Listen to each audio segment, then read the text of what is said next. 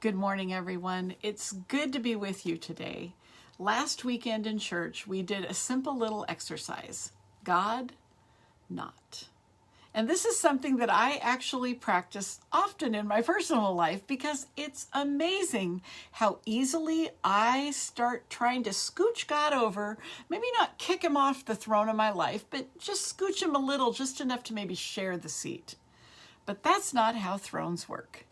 You don't share thrones. They belong to one and one only. And when it comes to my life, the only way this works is if God alone is on the throne.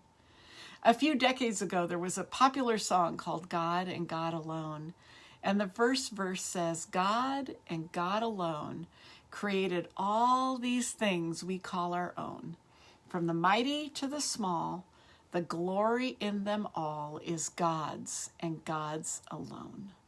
My mind is often boggled, and that's really the best word I've got, by the completeness, the overwhelmingness of God's rule over all.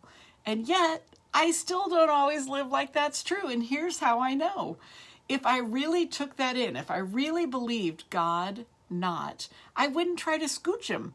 I wouldn't wallow in worry. I wouldn't stew in anger when things don't go my way.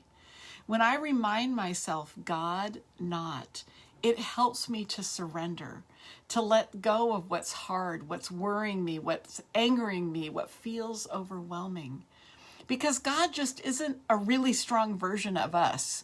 He is wholly other. There is no way to wrap our minds around the fullness of who God is.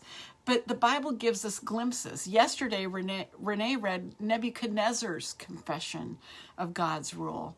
Here's another reminder from Colossians 1. It says, "For in him all things were created, things in heaven and things on earth, visible and invisible, whether thrones or powers or rulers or authorities.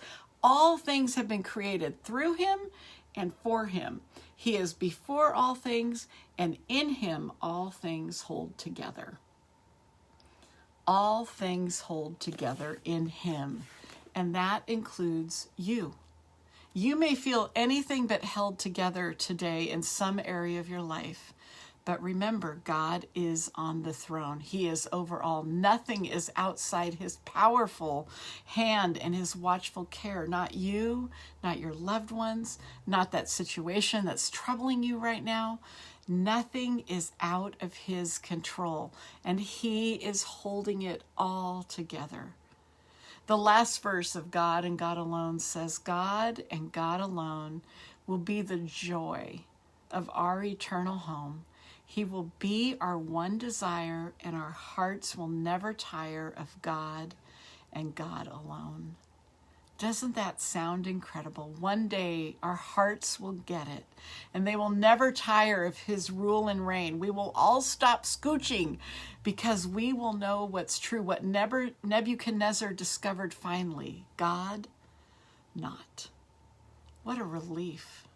What a relief to step down from the throne and know that the one who is on the throne is above all, over all, before all, and in him all things hold together. Blessings on your day, everyone, and I look forward to seeing you in church this weekend.